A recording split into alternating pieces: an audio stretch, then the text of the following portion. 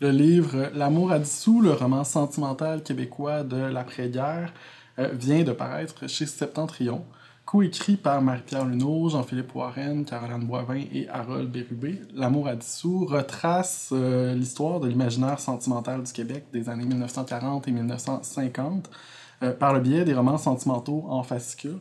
J'ai le plaisir aujourd'hui de m'entretenir brièvement avec Caroline Boivin, l'une des co-autrices de l'ouvrage. Donc bonjour Caroline. Bonjour Maxime. Donc je vais commencer par te poser une question un peu peut-être générale. Donc pourquoi il est intéressant de travailler sur les petits romans d'amour à dissous de l'après-guerre? Ben, c'est intéressant pour toutes sortes de raisons, évidemment, hein? Mais je dirais que de travailler sur les petits romans d'amour publiés dans l'après-guerre, ça permet une plongée dans une époque effervescente, mais vraiment au plus près du quotidien des lectrices et des lecteurs.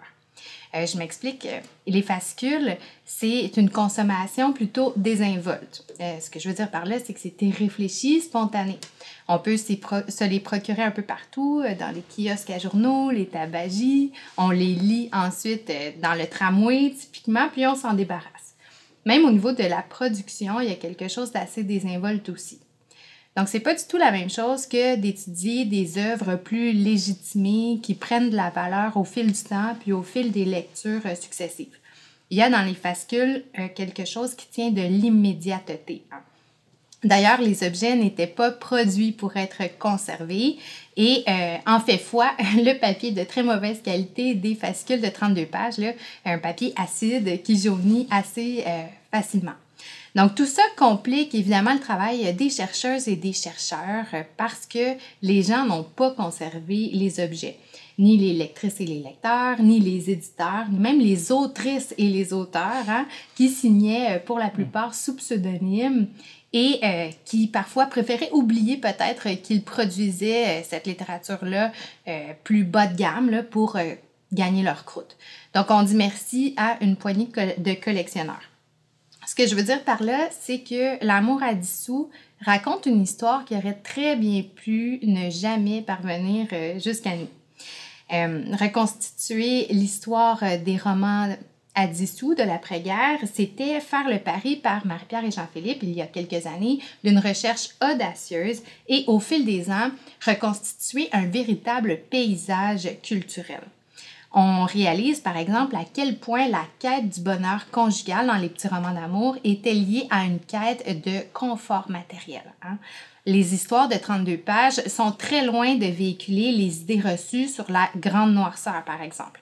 Les personnages vont aux vues, ils s'amouragent des crooners qui sont en grande popularité à la radio, ils magasinent sur la rue Sainte-Catherine. Donc, la quête, c'est bel et bien celle de l'amour, ce sont des romans d'amour. Et même plus particulièrement la quête du mariage, puisqu'à l'époque, il y a un taux inégalé dans l'histoire québécoise de nuptialité. Comme le rappelle Jean-Philippe Warren, c'est une véritable ruée vers l'autel. 90% des jeunes Québécoises se marient à l'époque, ce qui ne se reverra plus jamais. Donc, une quête du mariage, le mariage après lequel les jeunes femmes sont appelées à retourner au foyer, même si souvent ou parfois elles occupaient un emploi avant de se marier. Donc, on peut se dire, c'est la même chose qu'avant, mais non, parce qu'en fait, les jeunes femmes de l'époque sont conscientes d'être arrivées dans la modernité. Elles sont conscientes de pouvoir aspirer à un bonheur conjugal différent de celle de leur mère. Elles ne porteront pas le même fardeau puisqu'elles peuvent maintenant aspirer à l'American Way of Life, finalement. Puis, quelle a été là, ta plus grande révélation au cours des 5 années là, où tu as été associée donc, au projet L'amour à dissous? Oui, j'ai réalisé qu'il faut jamais juger un livre par sa couverture. Et là, il y a 3 raisons à ça.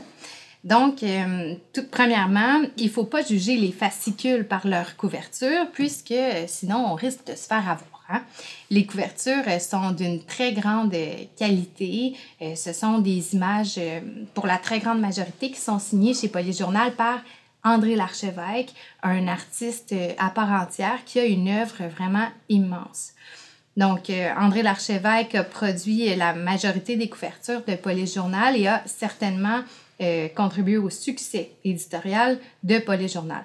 Polyjournal, on le rappelle, là, c'est le plus grand éditeur de fascicules dans l'après-guerre. Donc, pour un continent de publication de 11 000 fascicules environ publiés sur 20 ans, tous genres confondus, parmi les éditeurs, Polyjournal a produit environ la moitié de tous ces fascicules-là, donc environ 5500 fascicules, et André Larchevêque a illustré la plupart de ces couvertures-là. Donc, ça fait beaucoup d'images, et dans le livre illustré, on a cherché à rendre hommage au talent d'André Larchevêque. Donc, on a sélectionné environ 250 images qui sont soit des images de couverture des romans que vous pourriez découvrir ou encore des images tirées du fonds d'archives d'André Larchevêque directement.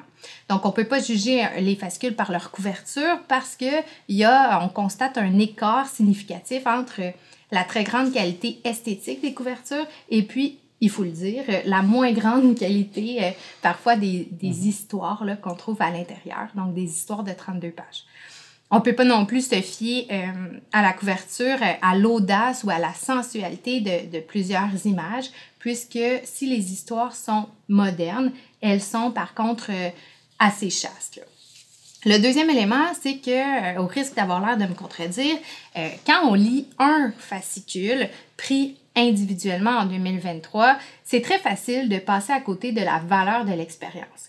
Mais se contenter de cette première impression-là, d'espèce de sécheresse ou de littérature stéréotypée qui a mal vieilli, c'est passer outre ou négliger la puissance commerciale d'un éditeur assez novateur dans l'après-guerre, d'une part, et c'est aussi négliger les principes très importants de plaisir et de fidélisation à l'achat que commande la lecture sérielle.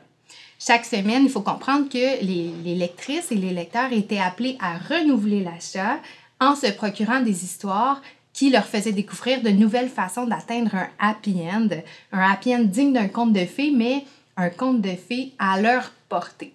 Hein? Parce que, d'une part, les gens avaient le pouvoir d'achat, de se payer du rêve, ça ne coûtait que 10 sous, mais aussi... ce rêve était à leur portée puisqu'on représentait dans les histoires leur univers, donc leur rue, leur ville, leurs émissions de radio, leurs idoles. Alors, tout ça devait être assez intéressant comme immersion pour les gens, les jeunes de l'après-guerre. Et troisièmement, quand je dis qu'il ne faut pas juger un livre par sa couverture, je réfère aussi au livre L'amour à dissous lui-même que nous avons coécrit à 4 et avec les bons soins des éditions du Septentrion. C'est un petit livre très accessible et j'ose croire assez esthétique, mais qui repose sur une recherche interdisciplinaire solide. On le sait, l'université, c'est un médiateur culturel qui a eu tendance historiquement à délégitimer la recherche qui portait sur des objets de la culture de masse, mais tout ça est en train de changer et c'est vraiment pour le mieux. Donc, les études comme celles qu'ont entreprises Jean-Philippe et Marie-Pierre il y a quelques années permettent de nous connecter avec un accès démocratisé à la culture et un livre comme celui-ci prolonge, à mon sens, cet accès-là. Je vous donne un exemple. Il y a des proches, certains de mes proches qui sont non initiés au domaine de l'histoire du livre, qui ont découvert l'ouvrage et qui ont aussi découvert l'époque de leurs parents, hein, le paysage culturel dont je parlais plus tôt. Et ils y ont aussi appris des choses sur les phénomènes d'impression, d'illustration dans les années 50. Si je peux me permettre pour finir, je dirais que le livre L'amour à dissous agit un peu comme une capsule temporelle. C'est par l'accumulation de lectures individuelles, là, de petits romans, puis par l'ajout de couches de connaissances tirées de divers domaines, là, la sociologie pour Jean-Philippe, l'histoire pour Harold, l'histoire du livre pour Marie-Pierre. C'est avec tout ça qu'on arrive à rendre compte de la complexité puis de la richesse d'un phénomène culturel en apparence assez simple. Donc, c'est ça, à mon sens, une recherche réussie puis un projet de livre réussi. Merci beaucoup, Caroline, d'avoir pris quelques minutes pour répondre à mes questions. Tu nous donnes vraiment envie d'aller découvrir cet ouvrage-là puis d'en apprendre plus sur les fascicules puis sur l'imaginaire sentimental de cette époque-là. En terminant, je rappelle que le livre, donc L'amour à dissous, le roman sentimental québécois de l'après-guerre, vient de paraître chez Septentrion. Merci. Merci beaucoup, Maxime.